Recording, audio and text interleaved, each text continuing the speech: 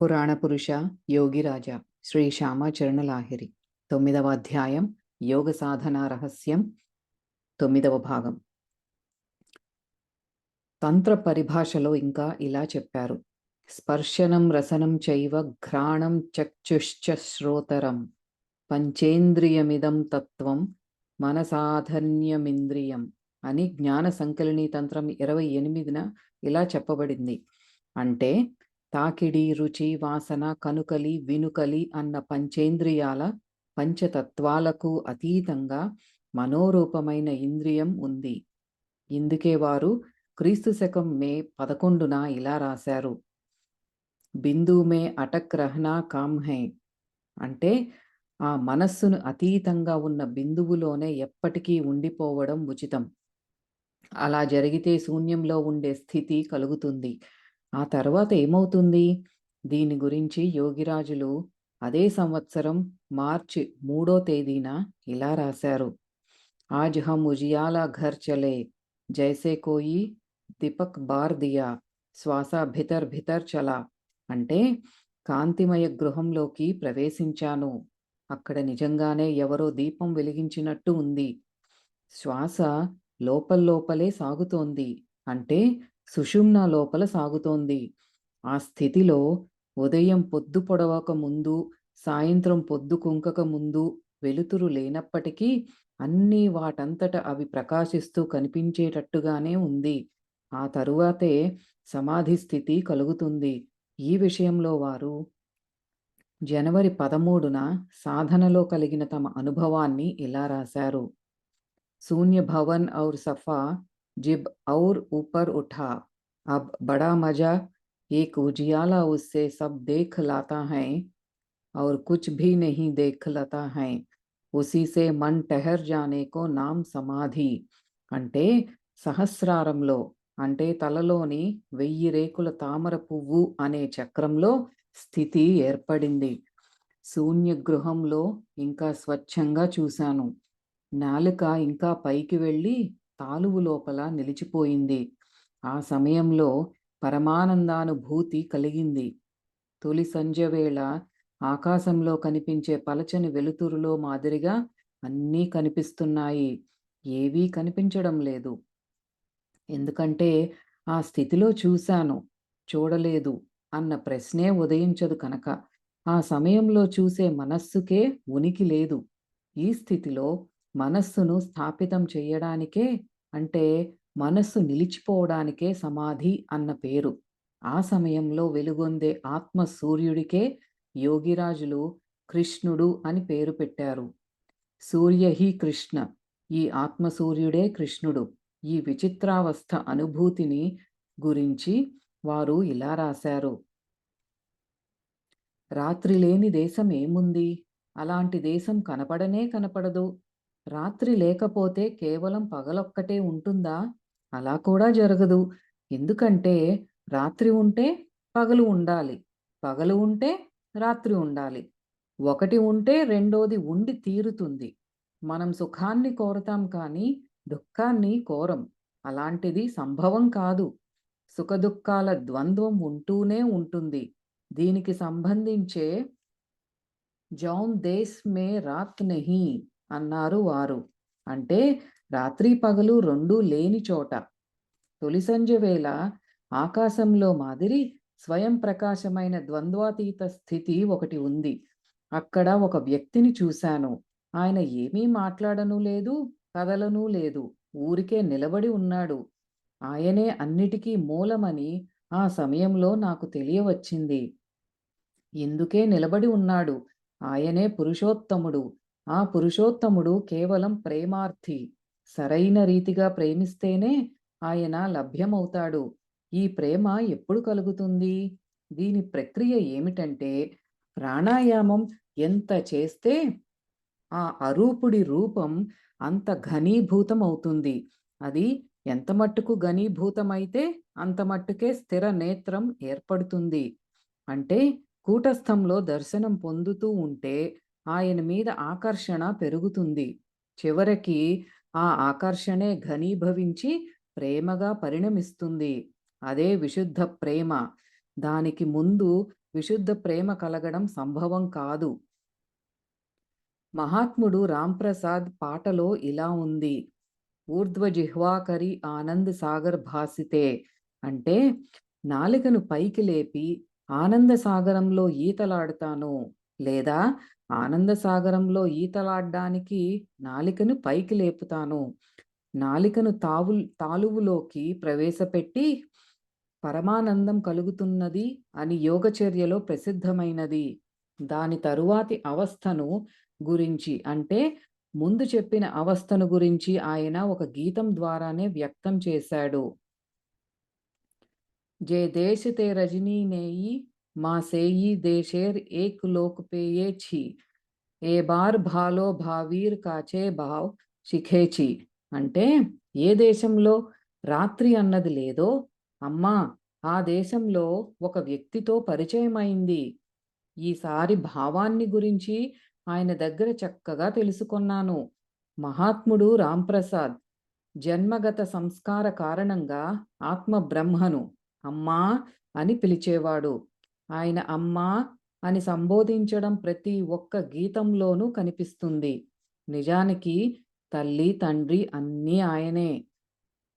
1874 మార్చి 1 నాటి డైరీలో యోగిరాజులు తమ సాధన ద్వారా లభించిన అత్యున్నత మహత్తమ స్థితిని గురించి ఇలా రాశారు. న శ్వాస లేనా న ఫేఖ్నా బడా సుఖ్ ఏహీ బ్రహ్మ సూర్యకో జ్యోతి నహీ రహా. అంటే ఆత్మక్రియ అంటే ప్రాణాయామం చేస్తూ వారు శ్వాస ప్రశ్వాసల ప్రశ్న లేని స్థితిని, అంటే ఊపిరి రాకపోకలు లేనివారై పూర్తిగా కేవల కుంభక స్థితిని పొందుతూ స్థిరులయ్యారు. అప్పుడు ఆయనకు చాలా సుఖంగా ఉంది. ఈ నిర్వికల్ప సుఖమయ అంటే సంపూర్ణ ఆనందమయ అవస్థ పేరే బ్రహ్మ. అక్కడ సూర్య జ్యోతి లేదు. నది సముద్రంలో కలిసినప్పుడు సంగమం తర్వాత నదీ ప్రవాహం లేకపోయినట్లే యోగిరాజులు కూడా బ్రాహ్మీ స్థితి పొందారు. యోగిరాజులు దాన్ని ఆనందమని అనకుండా సుఖమని అన్నారు. ఎందుకంటే సుఖానికి ఆనందానికి కొద్దిపాటి తేడా ఉంది. ఆనందంలో సుఖం తాలూకు కించిత్తు అభాస ఉంటుంది, కానీ సుఖంలో పరిపూర్ణ ఆనందం ఉంటుంది. సౌందర్య ఉదాత్త భావనతో ఆకాశంలో అంటే బ్రహ్మాకాశంలో లీనం కావడమే సుఖం. ఆ ఆకాశానికి దూరమైపోవడమే దుఃఖం. ఖం లేదా ఆకాశం అంటే బ్రహ్మాకాశం. అందువల్ల సుఖం ఆనందం కంటే పై అవస్థ. అందువల్ల వారు దాన్ని సుఖం అని అన్నారు. ఆ సుఖ స్వరూప బ్రహ్మలో అంటే బ్రహ్మాకాశంలో స్థితి ఏర్పడ్డ తరువాత దాన్నించి కిందికి రావడమే అవస్థను వర్ణిస్తూ వారు ఇలా రాశారు. సూర్యకో జ్యోతి నహీ రహా. అంటే ఆ సమయంలో ఆత్మ సూర్యుడి జ్యోతి కూడా లేదు. ఉన్నది కేవలం స్వయం ప్రకాశమే. ఎందుకంటే ఆ జ్యోతి స్వరూప శక్తిని సూర్యచంద్రులు కానీ మరొకరు కానీ ప్రకాశింప చేయలేరు. అందరూ ఆయన జ్యోతి ముందు మ్లానులు కావలసిందే. గీతలో శ్రీకృష్ణ భగవానుడు ఈ విషయాన్నే సూచిస్తూ ఇలా అంటాడు. భగవద్గీత 15వ అధ్యాయం 6వ శ్లోకంలో ఇలా చెప్పబడి ఉంది. అక్కడ సూర్యుడు చంద్రుడు అగ్ని ప్రకాశించరు. ఎందుకంటే ఆ అవస్థను ప్రకాశింపచేసే సామర్థ్యం వారి దీప్తికి లేదు. ఆ పరమ జ్యోతిర్మయ స్థానం స్వయం ప్రకాశము, అవ్యక్తము. ఆ స్థానాన్ని లేదా అవస్థను పొందిన తరువాత యోగి తిరిగి ప్రపంచంలోకి రాడు. అదే నా పరమాధామం. కఠోపనిషత్తు ఇలా చెబుతోంది. న తత్ర సూర్యో భాతి న చంద్ర తారకం నేమావద్యుతో భాంతి కృతో యమగ్నిః తమేవ భాంతమనుభాతి సర్వం తస్య భాస సర్వమిదం విభాతి. అంటే అక్కడ సూర్యకిరణాలు ప్రసరింపజాలవు, చంద్ర తారకల కాంతి కూడా అక్కడికి చేరలేదు. విద్యుత్ కాంతి కూడా దాని ముందు వెలవెలబోతుంది. అగ్ని సంగతి చెప్పవలసిన పనే లేదు. శాశ్వత కాలంలో దేదీప్యమానంగా ఉండేవాడి జ్యోతి వల్లనే కనిపించే సూర్యుడు, చంద్రుడు, నక్షత్రాలు జ్యోతిష్మంతాలయాయి. యోగిరాజులు చెప్పిన రీతిగా ధ్యానం చెయ్యమని ఎన్నడూ చెప్పేవారు కారు. కానీ క్రియాయోగాభ్యాసాన్నే నొక్కి చెబుతూ ఉండేవారు. నిజానికి క్రియాయోగమే గీతలో చెప్పిన కర్మయోగం. సాధారణంగా ధ్యానం అంటే అర్థం ఆజ్ఞాచక్రంలో ఒకానొక కల్పిత దేవతా మూర్తిని లేదా ఇష్టమూర్తిని ముందుకి అవధారణ చేసి దాంట్లో తన్మయత్వంతో మెల్లమెల్లగా సమాధిలోకి ముందుకు వెళ్ళడం. కానీ యోగిరాజులు నిర్దేశించిన మార్గం ఇది కాదు. వారు ఈ విషయంలో ఏమని ఉపదేశించేవారంటే, రేచక పూరకాల ద్వారా షట్చక్రాల్లో అంతర్ముఖులు అయినందువల్ల ప్రాణవాయువు రాకపోకల ద్వారా కేవల కుంభకం దానంతట అది సిద్ధిస్తుందని, పైగా అన్ని రకాల చంచలత్వాలు సమాప్తమైపోతాయి. ఆ తరువాతే ధ్యానానికి వాస్తవ ఆధారం ఏర్పడుతుంది. దీని తరువాత యోనిముద్ర ద్వారా ఆత్మ సాక్షాత్కారం లేదా ఆత్మదర్శన తన్మయత ప్రాప్తిస్తుంది. ఇంకా ముందుకు సాగిన మీదట సమాధి అవస్థ సిద్ధిస్తుంది. ఇందులో ఏ రకమైన కష్టమూ కలగదు. ఈ సందర్భంలో గీతావాణిలో స్పష్టమైన సూచన ఉంది. భగవద్గీత 9వ అధ్యాయం 2వ శ్లోకంలో ఇలా చెప్పబడి ఉంది. ఇది శాస్త్ర సమ్మతమైన కారణంగా అన్ని విద్యలలోకి రాజవిద్య అంటే రాజు వంటి విద్యగా, అంటే శ్రేష్టము, అత్యంత రహస్యము, పవిత్రతమును ఊను. ప్రాణకర్మ రూపమైన ఈ ధర్మం ప్రత్యక్షము, స్పష్టము, సుఖంగా, విశ్రాంతిగా చేసుకోగలిగింది. ఇది అవ్యయం, అక్షయం. దీనికెప్పుడూ నాశనం లేదు. ఇందుకే యోగిరాజులు ఇలా అన్నారు. కష్టం కలుగుతోందంటే క్రియ సరిగా జరగటం లేదన్నమాట. ఈ కర్మ చెయ్యడం వల్ల కర్మ పరిసమాప్తి కలుగుతుంది. ప్రాణవాయువు చంచలత్వం వల్లనే సమస్త కర్మలు ఉత్పన్నమవుతున్నాయి. అది స్థిరమైన మీదట ఇక మరే కర్మ మిగలదు. ఈ అవస్థనే కర్మాతీతావస్థ అంటారు. దీన్నే యోగిరాజులు క్రియాపరావస్థ అంటుండేవారు. ఆ పరావస్థే అంటే కర్మాతీతావస్థే అందరికీ లక్ష్యము, అందరూ కోరుతుండేది. అదే పరమధామం. అందువల్ల పరావస్థలో ఉండండి. ఇంతకు మించి మరేమీ లేదు. ఎందుకంటే ఆ స్థిరావస్థే బ్రహ్మ. నిశ్చలం బ్రహ్మ ఉచ్యతే అంటే స్థిర లేదా నిశ్చల అవస్థే బ్రహ్మ అని చెబుతుండేవారు. క్రీస్తు శకం 1873 ఆగస్టు 16న ఇలా రాశారు. आज ज्यादा देर तक दम बंद रहा हम ही सूर्य भगवान हमारा रूप काला चांद. ఈ రోజు చాలాసేపు ఊపిరి ఆగిపోయి ఉంది. నేనే సూర్య భగవానుణ్ణి. నా రూపం నల్ల చంద్రుడు. 19 ఆగస్టున కృష్ణచంద్రుడి బొమ్మ ఒకటి గీసి దాని పక్కన ఇలా రాశారు. కాలా చాంద్ కా రూప్ కృష్ణ యానే కాలా చాంద్. యోగులకు కూటస్థంలో కనిపించే కృష్ణ చంద్రుడు నల్లటి చంద్రబింబం. కృష్ణుడు అంటే నల్లటి చంద్రుడు. దీని తర్వాత చాలా రోజులకు కృష్ణుడి ముఖాకృతి ఒకటి గీసి దాని పక్కన ఇలా రాశారు. ఈ చెహ్రా భితర్ కా మిట్ జాతా హై, పీछे हजर कृष्ण नजर पड़ाता है, भयानक बड़े भयानक सूरत सब नजर पड़ाता, बड़ा भारी कृष्ण इसमें दहशत मालूम होती है. అంటే కూటస్థంలో నేను చూస్తున్న కృష్ణుడి మూర్తి కూడా లేకుండా పోయింది. దీని తర్వాత 1000 మంది కృష్ణుల్ని చూశాను.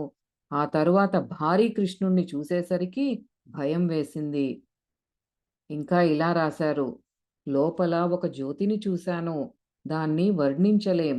ఆ జ్యోతి తప్ప మరేదీ లేదు. ఇప్పుడు కఠినావస్థ ఏర్పడింది. ఈ అవస్థలో గొప్ప ఆనందముంది. ఇదే బ్రహ్మ విరాట్ మూర్తి రూపం. ఆ తర్వాత ఇంకా ముందుకు వెళ్ళి క్రీస్తు శకం 1873 ఆగస్టు 31న ఇలా రాశారు. ఓహ్ కృష్ణ శూన్యమే మిల్ జాతా. ఆ కృష్ణుడు కూడా మహాశూన్యంలో, అంటే శూన్యానికి లోపలుండే శూన్యంలో కలిసిపోయాడు. అందువల్ల ఇలా రాశారు. యత్ రూప్ దేఖా జాయ్ సబ్ అపరూప్, సబ్ రూప్ శూన్య సే మిల్ జాతా హై. దీన్నే ఉద్దేశించి అర్జునుడు అన్నాడు, ఆ దేవతాగణమంతా నీలోనే ప్రవేశిస్తోందని. ఆ శూన్యం ఎలా ఉంది? ఈ విషయంలో వారు ఇలా రాశారు.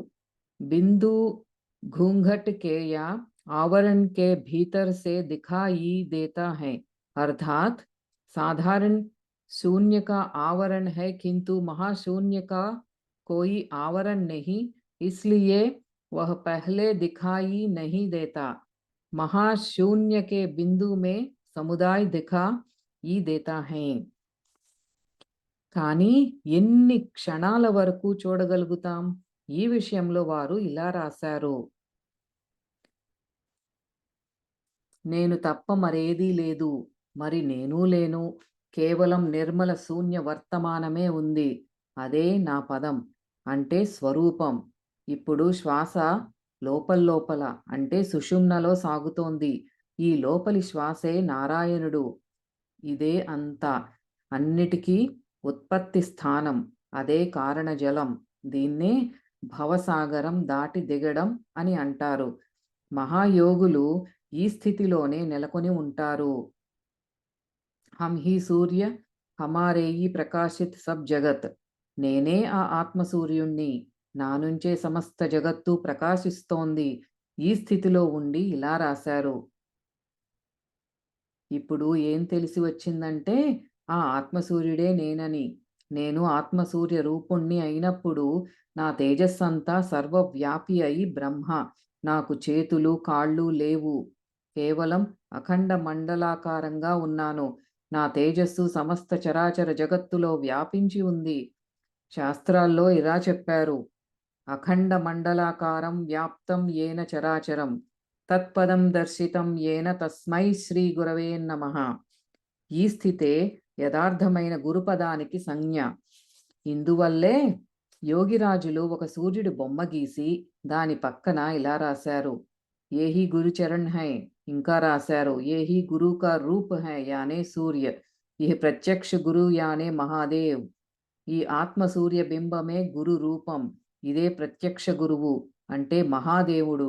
మహాదేవుడే ఆది గురువు.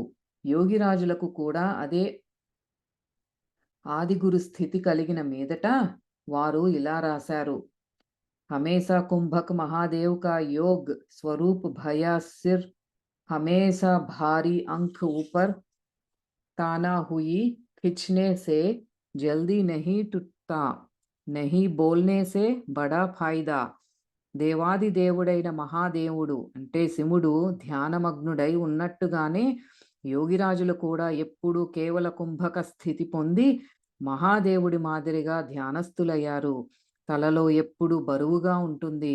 శివనేత్రం మాదిరిగా రెండు కళ్ళు పైకి తిరిగి నిలిచి ఉంటాయి. వాటిని కిందకి దింపే ప్రయత్నం చేసినప్పటికీ కూడా దిగవు. ఈ స్థితిలో నోట మాట రాకపోవడానికి కారణం మాట్లాడాలని అనిపించకపోవడమే. అందువల్ల మాట్లాడకపోవడమే మంచిది. ఇందుకే వారు మళ్ళీ ఇలా రాశారు. మౌన్ హోనా అచ్చా మాలూమ్ హోతా హై. ఈ స్థితిలో మాట్లాడాలని కోరిక కలగదు. కోరికే లేనప్పుడు మాట్లాడేవారెవరు? అందువల్ల మౌనంగా ఉండిపోయారు. అంతేకాకుండా భక్తులందరికీ ఉపదేశం చేసేటప్పుడు ఈ అవస్థే పొందడానికి ఉపాయం తెలియజేస్తూ ఇలా చెబుతుండేవారు. ఏక్ ఓక్త్ హర్ రోజ్ యత్తా సఖే ఏక్ ఆసన్ బైఠే. అంటే ప్రతిరోజు కనీసం ఒకసారి ఒక ఆసనం మీద ఎంతసేపు కూర్చోగలిగితే అంతసేపు కూర్చుని క్రియ చెయ్యండి. అలా చేస్తేనే అంతా ప్రాప్తిస్తుంది. యోగిరాజులు ఇంకా ఏం చెప్పేవారంటే, ఒకవేళ ఎవరైనా ఈ జన్మలోనే ముక్తావస్థ పొందాలని కోరినట్లయితే ఆంతరికత, శ్రద్ధ, దృఢతలతో క్రియాయోగం చేసిన మీదట అది సంభవమవుతుంది. యోగిరాజులు తమ ద్వారా వెల్లడైన ప్రాణాయామాన్ని 3 భాగాలుగా విభజించారు. అధమం, మధ్యమం, ఉత్తమం. ప్రారంభ స్థితిలో అనభ్యాస కారణంగా, అంటే అలవాటు లేక, సాధకుడికి అధమ ప్రాణాయామం జరుగుతుంది. ఈ సమయంలో ఎక్కువగా చెమట పడుతుంటుంది.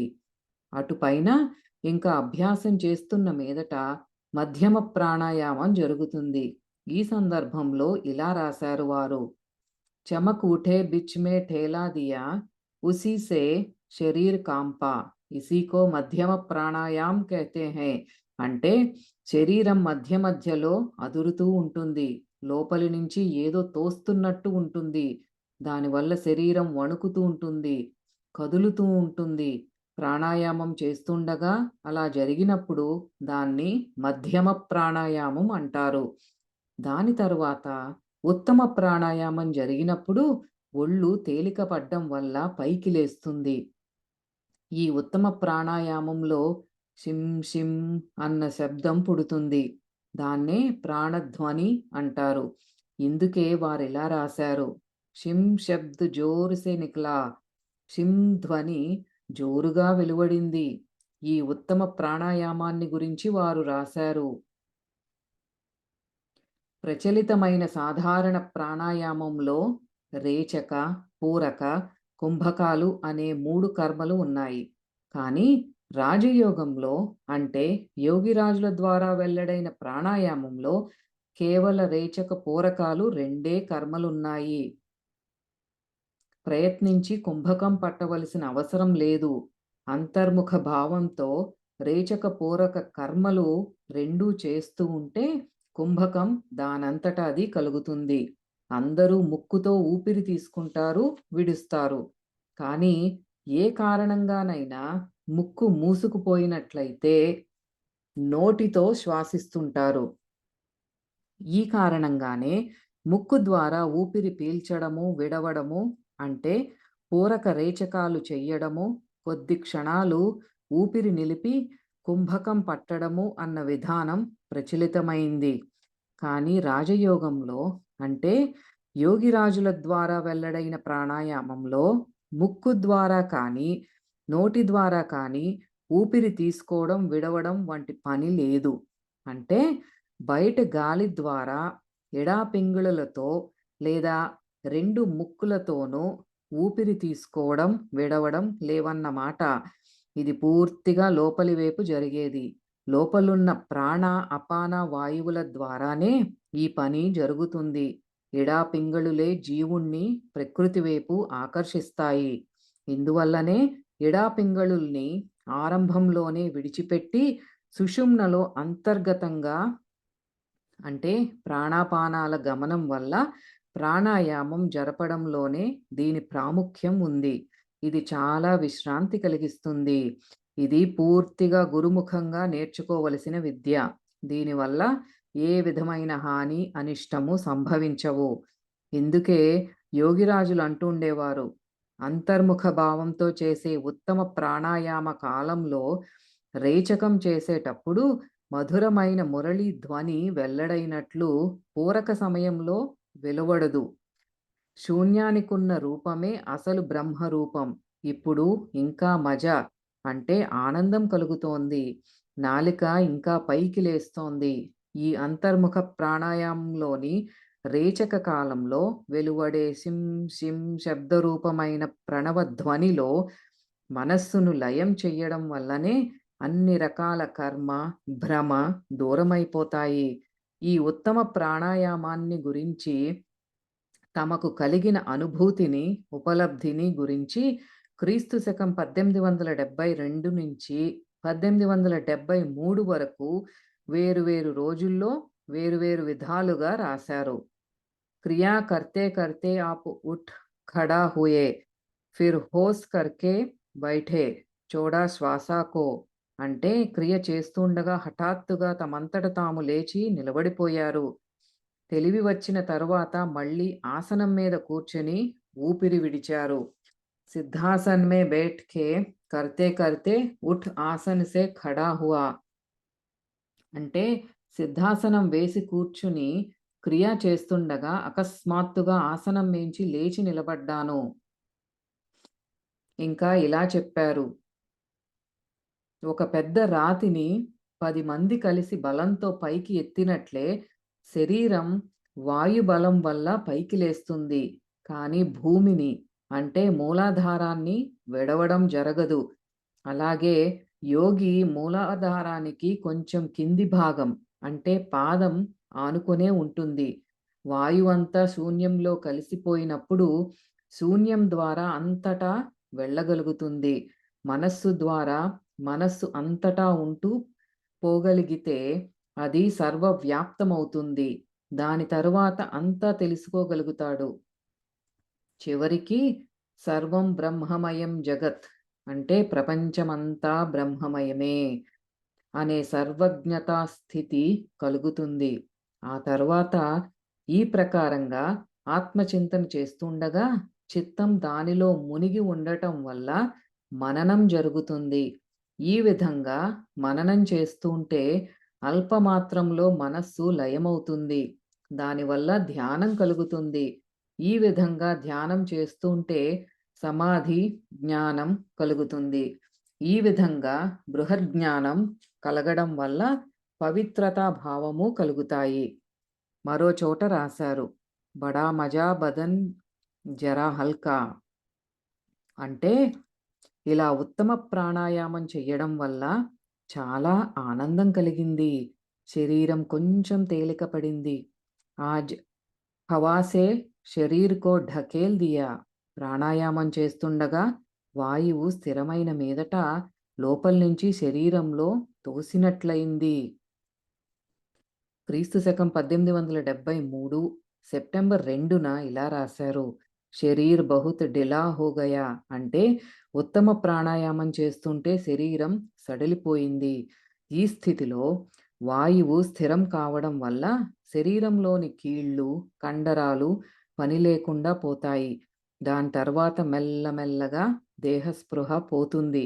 అందువల్ల మళ్ళీ రాశారు వారు, పిసాబ్ నా హోకే ఉఠ్కే టపాటప్ ఆప్సే ఆప్ గిర్నే లగా అంటే ఎక్కువ కాలం క్రియలో మునిగి ఉండడం వల్ల మూత్రం పోసుకోలేదు.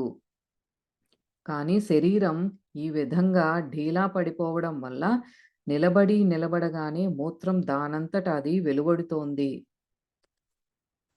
ఇంకా ఇలా రాశారు, కప్ప మాదిరి స్థితి ఏర్పడిందన్నమాట. ఈ స్థితిలో ఆత్మ సూర్యుడి వైపు ఓంకార రూపాన్ని చూస్తుండగా కింది 2 కాళ్లతో 3, 4 సార్లు లేచి నిలబడ్డం జరిగింది. అంతేకాకుండా ఆ స్థితిలో కప్ప మాదిరిగా ఈ శరీరం 3, 4 సార్లు గంతులు వేసింది. ప్రాణాయామం చేస్తున్నప్పుడు వాయువు స్థిరం కావడం వల్ల అలా జరిగింది. ఇది ప్రేమకు లక్షణం. ఆ జమీన్ సే చల్తే ఓక్త్ పయేర్ ఉఠేలగా అంటే ఈరోజు నడుస్తుండేటప్పుడు కాలు నేలమీంచి లేవడం మొదలుపెట్టింది. ఆజ్ సూర్య దేఖ్తే ఓక్త్ పయేర్ జమీన్ సే ఉఠనే లగా అంటే ఆత్మసూర్యుణ్ణి చూసేటప్పుడు కాలు నేలమేంచి లేవడం మొదలుపెట్టింది.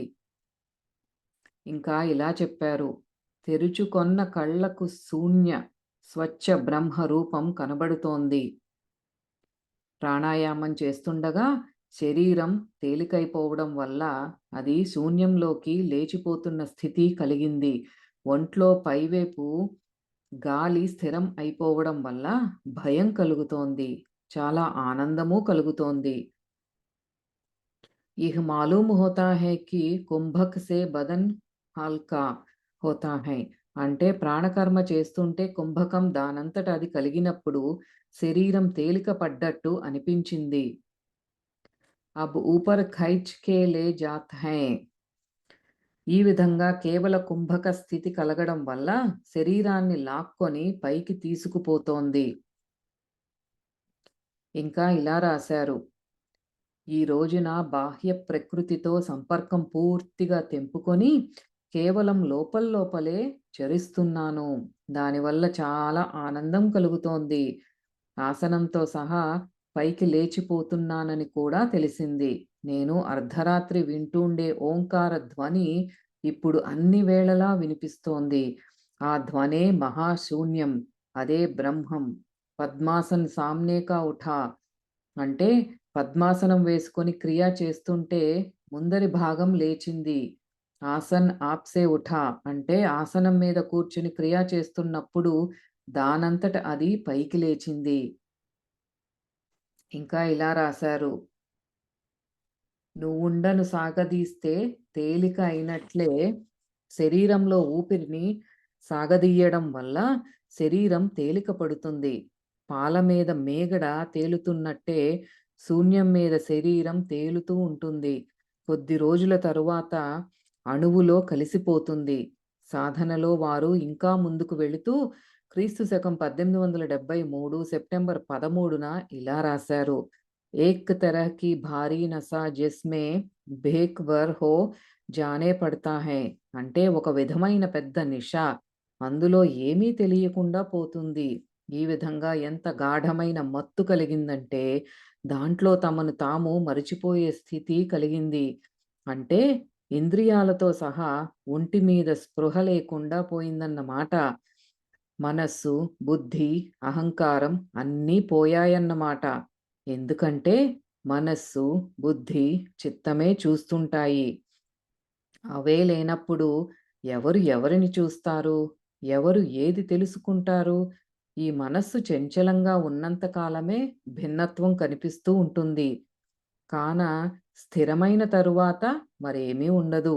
ఈ విధమైన నిష యోగిని మత్తుణ్ణి చేస్తుంది. ఈ నిషాను గురించి ఇంకా ఇలా రాశారు. దివ్య ప్రేమలో మునిగినవాడు మరిచిపోతాడు తిండి తిప్పలు. అరుదుగా కనిపిస్తుంది అలాంటి ప్రేమ. మత్తుని మించిన మత్తు కలిగే చోట. లెక్క చేస్తుందా అది సుఖదుఖాలను? కలగాలి తప్పకుండా అలాంటి మత్తు. కనుక అందులోనే ఉండిపో ఎప్పటికీ నువ్వు. ఈ గాఢమైన నిషానే యోగులు ప్రకృత ప్రేమ అంటారు. బాహ్య ప్రేమ కనబడే ప్రేమే కానీ నిజమైన ప్రేమ కాదు. ఇందుకే వారు ఇలా రాశారు. జిస్కా జైసా మన్ వహ్ వైసా దేఖ్తా.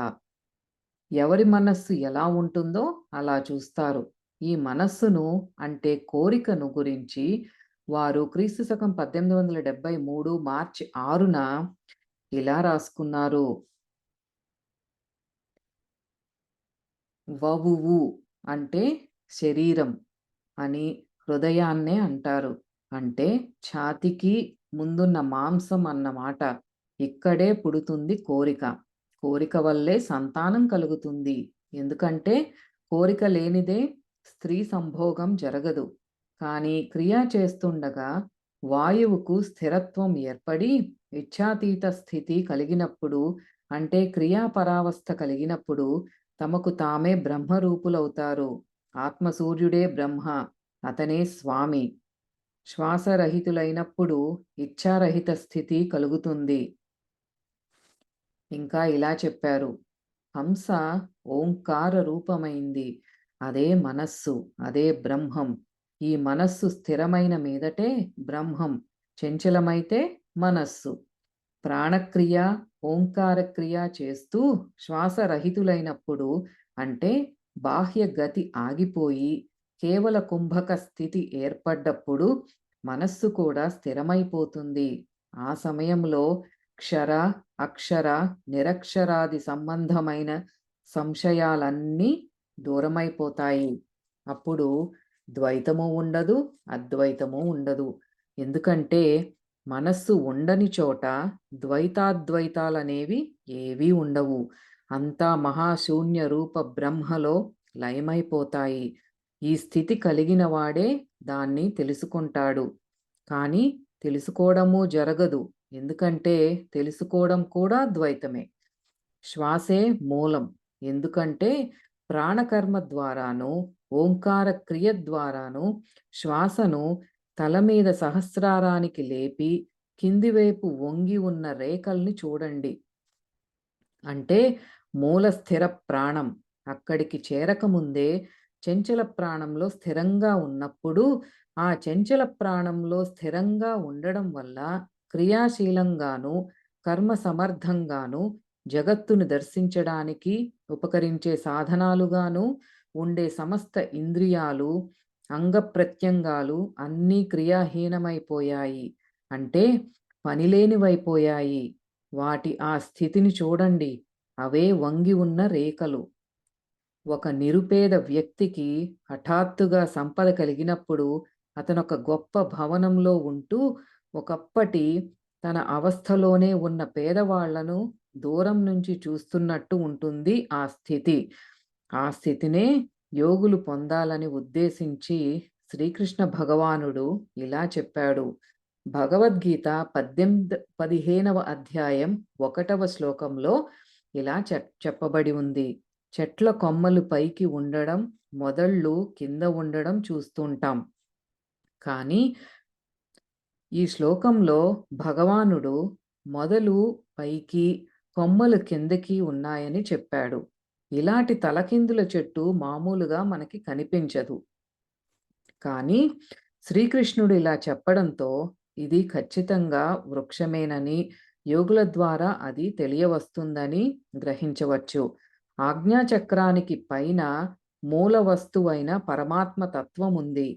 కింద చేతులు, కాళ్ళు వంటి అవయవాలు, ఇంద్రియాలు మొదలైన వాటితో కూడిన విశిష్టమైన శరీర రూప శాఖాదులు ఉన్నాయి. అదే అశ్వత్థ వృక్ష ప్రతీక అని ఈ శ్లోకంలో చెప్పడం జరిగింది. అశ్వత్థానికి అంటే శాశ్వతం కాని దానికి, ఈరోజు ఉండి రేపు పోయేదానికి ప్రతీక ఈ దేహం. ఈ చెట్టు మొదలు నుంచి అంటే ఆజ్ఞాచక్రం నుంచి సహస్రారం వరకు స్థిర ప్రాణ రూప బ్రహ్మ ఉన్న చోటి నుంచి చంచల ప్రాణాది వాయువులన్నిటికీ కార్యశక్తి ద్వారా కింద కొమ్మల మాదిరిగా అమరి ఉన్న చేతులు, కాళ్ళు వంటి ఇంద్రియాల పనులు వ్యాపించి ఉన్నాయి. పైగా కింద నుంచి పైకి వేరువేరు నాడులు అంటే జ్ఞాన తంతువులు పైవేపు సాగుతూ ఉన్నాయి. వేదత్రయి అంటే 3 వేదాలు ఈ చెట్టు ఆకులు. ఈ విధంగా దేహరూపమైన అశ్వత్థ వృక్షం తత్వాన్ని, జ్ఞానరూప దేహ తత్వాన్ని తెలుసుకొన్న వారిని వేద విధులంటారు. ఇందువల్లే యోగిరాజులు ఊపిరిని తలలోకి తీసుకొని వెళ్ళి ఆపి ఆ స్థితిలోనే ఉండి కింద వైపు అంగప్రత్యంగ ఇంద్రియాది రూపమైన పూరేఖలను చూసినట్లయితే అప్పుడే జగత్తుని గురించిన భ్రమ తొలగిపోతుంది, బ్రహ్మజ్ఞానం కలుగుతుంది అన్నారు. श्वासरहित याने केवल कुंभक रात दिन मन ले आवे और आपने ही को आप देखे, इसी का नाम బ్రహ్మజ్ఞాన్. అంటే శ్వాసరహితావస్థలో కేవల కుంభకం ఉంటుంది. ఇది ప్రాణాయామం చేస్తుంటే దానంతటా అది ఏర్పడుతుంది. ఈ విధంగా మనస్సును ఎప్పుడూ పైన నిలిపి ఉంచండి. అప్పుడు మిమ్మల్ని మీరు చూస్తారు. దీని పేరే బ్రహ్మజ్ఞానం. యోగిరాజులు ఇంకా ఇలా రాశారు. జరగదు జరగదు జరగదు పని ఎగ్గొట్టి నువ్వు పారిపోయావంటే, ఇదో మలుపు మలుపు మలుపు, త్రికోణ మధ్యంలో నిలవాలి నీ మనసు, పైకెక్కి తిరగాలి కుడిపక్కకి ఎడం పక్కకి, చుట్టూ తిరిగి నిలపాలి నీ మనసు యోనిలో, దరికి లాక్కొని తోస్తూ ఉండాలి మధ్య మధ్యలో, ఒక్కటైన మీదట కలుగుతుంది మజా, యోనిలింగ సంయోగంలో ఉంటుంది మజా, మనస్సుకు తెలియదు మరేమి లింగమెక్కడుందో, యోని ఎక్కడుందో చూడవలసిందల్లా కలిసే తీరు. దీని తాత్పర్యం ఏమిటంటే యోగులు ఓంకార క్రియ ద్వారా కూటస్థం లోపల ఒక త్రికోణాన్ని చూస్తారు. ఆ త్రికోణమే యోగ భాషలో బ్రహ్మయోని. అక్కడి నుంచే అన్నీ ఉత్పన్నమవుతాయి. దాంట్లోకి మనస్సును ప్రవేశపెట్టాలి. మనస్సే లింగం. లింగ రూప మనస్సు ప్రవేశించిన మీదట ఒక బిందువు అంటే బ్రహ్మాణువు దర్శనమిస్తుంది. అదే బీజస్వరూపం. బ్రహ్మాండానికి ఉత్పత్తి స్థానం, అదే భగవానుడు. భగం అనే మాటకు యోని అని అర్థం, అంటే కూటస్థం. వాన్కు దీన్ని బెంగాలీలు బాన్ అని పలుకుతారు. బాణం అని అంటే శ్వాస అని అర్థం. శ్వాస ప్రశ్వాసల సాధనంతో ప్రాణకర్మ చేస్తుండగా మనస్సు స్థిరమై కూటస్థ రూపమైన యోనిలోకి లింగ రూపంగా ప్రవేశించినప్పుడు స్థిరావస్థ కలుగుతుంది. దాన్నే భగవానుడు అంటారు. కూటస్థమే యోని, మనస్సే లింగం. దీని ప్రతీకే శివలింగం. ఇందువల్లే వారు ఇంకా ఇలా తెలియజేశారు, భగవత్ యానే భగ్ కే మాఫిక్ అర్థాత్ జబ్ జిబ్ నాక్ కే భితర్ తాలు మూల్ మే జాయ్. అంటే నాలిక పైకి లేచి ముక్కు లోపలి తాలు మూలంలోకి ప్రవేశించినప్పుడు సంగమం కలిగినప్పటి మాదిరి ఆనందం కలుగుతుంది. దాన్నే భగవత్ అంటారు. దీన్ని గురించి గీతలో శ్రీకృష్ణ భగవానుడు ఇలా చెప్పారు. భగవద్గీత 14వ అధ్యాయం 3-4 శ్లోకాల్లో ఇట్లా చెప్పబడి ఉంది. ఓ అర్జునుడా, మహనీయమైన సర్వం బ్రహ్మమయమైన జగత్తులో నిండి ఉన్న నా ప్రకృతి స్వరూప అవస్థే మహద్బ్రహ్మ. అదే నా యోని అంటే మూల స్వరూపం. ఎందుకంటే ఆ స్థితి నుంచే అన్నిటి ఉత్పత్తి జరుగుతోంది. విశ్వ విస్తార హేతు స్వరూపమైన చిదాభాసం నుంచే క్షేపణం అంటే చిమ్మడం చేస్తున్నాను.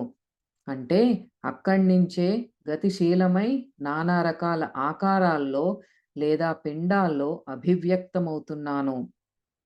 ప్రాణరూపమైన ఆత్మ తాలూకు ఆ మహాబ్రహ్మమయ భావం ప్రాణకర్మ రూప సాధన ద్వారా ఆజ్ఞాచక్రంలో ఉన్న కూటస్థం లోపల మనస్సు కుదురుకొన్న మీదట ప్రాప్తమవుతుంది. ఆ మహాబృహత్ కూటస్థంలో ఉండే త్రికోణమే మహద్బ్రహ్మకు యోనిస్థానం. అంటే అదే బ్రహ్మయోని. కూటస్థం తాలూకు అదే స్థానంలో అజప అంటే హంస గతి విస్తారమవుతూ ఉంటుంది. ప్రాణరూప ఆత్మ ఆ త్రికోణం లోపల అణురూపంలో అంటే బిందు రూపంలో ఉంటూ వచ్చిన మీదట బిందువు తాలూకు విస్తార రూపంలో అవయవ విశిష్టం అవుతుంది. ఈ విధంగా ఆ మహద్బ్రహ్మ రూపమైన యోని నుంచి సమస్త భూతాలు లేదా పదార్థాలు పుడుతున్నాయి. అంటే అనేక యోనుల నుంచి పుడుతున్న వాటి అన్నిటి ఉత్పత్తి మూలము ఆ మహద్బ్రహ్మే. అంటే అదే స్థితిలో గతిశీలమై నానా ప్రకారాల యోనుల్లోనూ నానా ప్రకారాల ఆకృతుల్లో లేదా పిండాల్లోనూ ఉత్పత్తి జరుగుతోంది. వాటిలో ఆయనే కర్తగా తెలియవస్తున్నాడు. చిన్న చిన్న అనేక యోనుల్లో ఉత్పత్తి జరుగుతున్నది. ఆ యోనులన్నీ వేరువేరుగా విడివడి ఉన్నవి. కానీ విడివడని రూపంలో బ్రహ్మ ఒక్కడే మహద్యోని. ఈ కారణంగా బ్రహ్మ మాతృస్థానీయుడు అంటే తల్లి వంటివాడు. నేను తండ్రిని. ఎందుకంటే ముందు చెప్పిన త్రికోణంలోని సూక్ష్మతమ అణుస్వరూపం అంటే బిందు రూపం నేనే. ఈ ప్రకారంగా నేను నాలోనే ఉంటాను. మరి ఆ బిందువు విస్తారితమైన తరువాత కూటస్థం తాలూకు రూపాంతర స్వరూపమైన నానా రకాల ఆకృతులను వెల్లడిస్తుంటాను. ఈ విధంగా పితృరూపుణ్ణి అయిన నేను పుత్ర రూపంలో పుడుతూ ఉంటాను. తండ్రి రూపాంతరమే కొడుకు. అందువల్ల గర్భాధానకర్త అయిన తండ్రిని నేనే. యోగిరాజులు తిరిగి ఇలా రాశారు, త్రికోణ్ తేజ్ రూప్కి బలిహారీ జాయ్. అంటే త్రికోణం అంటే ఆ మహద్ బ్రహ్మ రూపమైన యోని తాలూకు తేజానికి బలిహారి. అంటే దాని తేజస్విత ఎంతో అద్భుతమైనది, చమత్కారవంతమైనది. వారు మళ్ళీ ఇలా రాశారు, జ్యోతిర్మయ యోనిధేక అంటే కాంతితో నిండిన మూలస్థానాన్ని చూశానని అర్థం. జ్యోతిర్మయ యోని రక్తవర్ణ కామ బీజ్ దేఖా అంటే కాంతితో నిండిన యోనిని అంటే రక్తవర్ణ కామ బీజాన్ని చూశాను. మళ్ళీ ఇలా రాశారు. భగవతీ కా యోని మహాదేవ్ కా లింగ్ దేఖా అంటే భగవతి యోనిని మహాదేవుడి లింగాన్ని చూశాను. మరో చోట ఇలా రాశారు. ఏక్ బడా చోటా सरसों के माफिक बिंदी वही बड़ा दीपक के माफिक हुआ फिर एक छोटा नक्षत्र के माफिक हुआ यह बिंदी ही असल है यही सब खेल देखलाता है ఆ త్రికోణం లోపల చాలా చిన్న చిన్న ఆవగింజల మాదిరి బిందువు అంటే చుక్క పెద్ద దీపం మాదిరిగా అయింది. మళ్ళీ నక్షత్రం మాదిరి వెలుతురును చూశాను. ఆ బిందువే అసలైనది. అదే చావు పుట్టుకల వంటి ఆటలన్నీ ఆడిస్తూ ఉంది. మళ్ళీ మరొకనాడు యోగిరాజులు ఇలా రాశారు. ज्योतिर्मय लिंग देखा यही महादेव का लिंग और किशुन जी का ఊర్ధ్వపుచ్చ్ అంటే జ్యోతిర్మయ లింగాన్ని చూశాను. అదే మహాదేవుడి లింగం. అదే శ్రీకృష్ణుడిపై పింఛం. బాహ్య రూపంలో దీని ప్రతీకే ఊర్ధ్వపుండ్రం చందనం మొదలైన వాటితో నుదుట పెట్టుకునేది. ఇంకా ఇలా రాశారు. ఊర్ధ్వపుండ్ర విశ్వనాథ్ కా లింగ్ దేఖా అంటే ఊర్ధ్వపుండ్ర రూపుడైన విశ్వనాథుడి లింగాన్ని చూశానని అర్థం. ఒక త్రికోణం ఒక జ్యోతిర్మయ లింగం గీసి దాని పక్కన ఇలా రాశారు. ఓంకార రూపమైన త్రికోణం చూశాను. అక్కడ సుషుమ్న అంచున సన్నటి ఎర్ర దారాన్ని చూశాను. ముందుగా జ్యోతిర్మయ లింగాన్ని చూశాను. తరువాత అది మహాశూన్యంలో కలిసిపోయింది. దాని గమనం ఆగిపోయిన తరువాత గొప్ప ఆనందం కలిగింది.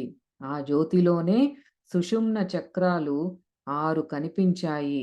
ఆ అపూర్వమైన జ్యోతి రూపం నమస్కారం చేసేటప్పుడు కనిపించింది. తరువాత సర్పాకార జ్యోతి రూపం లింగం మీద కనిపించింది. ఏక సుందరి కామబీజ్ దేఖా కామబీజం అనే ఒక సుందరిని చూశాను. యోని రూప ఆద్యాశక్తి దేఖా యోని రూపిణి అయిన ఆద్యాశక్తిని చూశాను. చారు వేద ఓ బ్రహ్మ విష్ణు మహేష్ విరాజమాన్ యోనికే భితర్ దేఖా యోనిలో 4 వేదాల్ని బ్రహ్మ విష్ణు మహేశ్వరుల్ని చూశాను. అంటే మహద్ బ్రహ్మ రూపిణి మాతృయోని రూపిణి ఆదిశక్తి అయిన త్రికోణంలో విరాజిల్లుతున్న 4 వేదాల్ని బ్రహ్మ విష్ణు మహేశ్వరుల్ని చూశాను. సత్వగుణాధిక్యం వల్ల దేవతలు మొదలైన వారందరూ కనిపిస్తారు. ఇదే అంతం కాదు, ఇంకా ముందుకు పోవలసి ఉంటుంది. గుణాతీత స్థితిలోకి పోవలసి ఉంటుంది. సత్వగుణం కూడా గుణమే కదా మరి. యోనిని లింగాన్ని ఒక్కటి చెయ్యాలి. కానీ ఎలా? ఈ విషయంలో యోగిరాజులు ఇలా చెబుతారు. అర్జున్ మత్స్ భేద్ బాన్ मारना चाहिए प्राणायाम से ब्रह्म ज्ञान होता है तीसके बाद ओंकार सो राम है साधो करो विचार पहले सी ऐसा और भीतर से होई पीछे ओम इसी से सोहम कहते हैं परमहंस कहे उसके बाद ओंकार यह अगाध मत यानी समाधि है पवन को सूरत में मन लगा के बुरा भल सब मालूम हो जाए इसी के अनुभव कहते हैं. అర్జునుడు మత్స్యవేధి బాణం కొట్టినట్టు నిర్దిష్ట లక్ష్యంతో ఉత్తమ ప్రాణాయామం చెయ్యాలి. ఉత్తమ ప్రాణాయామం వల్ల బ్రహ్మ జ్ఞానం కలుగుతుంది. దీని తర్వాత ఓంకార క్రియ. ఆ ఓంకార క్రియే రాముడు. సాధువులారా దీన్ని ఆలోచించి చూడండి. ఉత్తమ ప్రాణాయామం చెయ్యడం వల్ల లోపలి నుంచి షిం షిం అంటున్న ధ్వని తాళం చెవిలోకి ఊదితే వచ్చే చప్పుడు మాదిరిది అని వినిపిస్తుంది. దాన్నే ప్రాణధ్వని అంటారు. ఈ విధంగా చేస్తూ ఆ ప్రాణధ్వనిలో కలిసిపోవడం వల్ల సోహం స్థితి కలుగుతుంది. దాన్నే పరమహంస అని అంటారు. దీని తర్వాత ఓంకారం అంటే ఏ వికల్పము అంటే ఏ కల్పన లేని నిర్వికల్ప సమాధి ఏర్పడుతుంది. ఈ స్థితిలో అన్నిటికీ గతి, మతి ఒక్కటైపోతాయి. ఎందుకంటే అక్కడ ద్వైతమన్న దాని జాడ కూడా తెలియదు. ఈ విధంగా వాయుక్రియ చేస్తూ ఉండడం వల్ల, అంటే ఉత్తమ ప్రాణాయామం చేస్తూ ఉండడం వల్ల సంసారంలోని సారవంత, సారహీన వస్తువుల జ్ఞానం, అంటే మంచి చెడ్డల జ్ఞానం కలుగుతుంది. దీన్నే అనుభవం అంటారు. ఈ అనుభవాన్ని గురించే యోగిరాజులు ఇలా గానం చేశారు. మనసు అద్దంలో చూడు మనసారా, చంద్రబింబాల్లాటి నిర్మల నేత్రాలతో ఓంకారంలో నిలుపు నీ మనస్సును, ఆ నాద ఝరిలో పొందు ఆనందం ఇంకా ఇంకా, పరుగులెత్తకిక ఎంత మాత్రం ఓ మనసా, వృధాగా అటూ ఇటూ చెంచల మనస్సును చూడు స్థిర మనస్సు అనే అద్దంలో, తక్కినవన్నీ వృధా వృధా, ఇంద్రియాలు చేస్తున్నాయి ఇంద్రియ కర్మలు, మరి మనస్సెందుకు బురదలో పొర్లాడటం, ఎందుకు మరి గగ్గోలు పెట్టడం మధ్య మధ్యలో అనుకరిస్తూ. అంటే మనస్సు అనే అద్దంలో మనస్సును చూడు, చంద్రుడు లాంటి స్వచ్ఛమైన కళ్ళతో. మనస్సును ఓంకారంలో లగ్నం చెయ్యి. ఓంకార ధ్వనిలో ఎంత ఆనందం కలుగుతుందో, దాంట్లో మనస్సును లగ్నం చేస్తేనే ఆ ఆనందం కలుగుతుంది. ఏ వస్తువుని చూస్తే ఆ వస్తువునే అనుకరించడం చెంచల మనస్సు ధర్మమే. ఈ విధంగా అది అటూ ఇటూ తిరుగుతూ ఉంటుంది. కానీ మనస్సు స్థిరమైపోయినప్పుడు ఎక్కడా ఏమీ ఉండదు. ఈ మనస్సుకు ఉత్పత్తి స్థానం, అంటే మూల కేంద్రం ఏమిటి? ఈ విషయమై యోగిరాజులు ఇలా అంటారు. ధ్వని కా అంతర్గత్ జ్యోత్ जो ज्योति की सूर्य से आता है उसको भीतर मन है, वो ही मन में लय होना विष्णु का जो पद है इसी में శ్వాస సమాయి జాతా హై. అంటే ధ్వని లోపల ఉండే జ్యోతి ఆత్మ సూర్యుడి నుంచే వస్తోంది. దాని లోపల మనస్సు ఉండే చోటు ఉంది. అదే స్థిర మనస్సు. ఆ మనస్సులో లయమైన మీదట దాన్నే విష్ణు పదం అంటారు. అంటే విష్ణు పదంలో శ్వాస కలిసిపోతుంది. అంటే స్థిర మనస్సునే విష్ణు పదం అంటారన్నమాట. అక్కడి నుంచే శ్వాస ఉత్పత్తి లయాల క్రమం సాగుతుంది. యోగిరాజులు మళ్ళీ ఇలా రాశారు.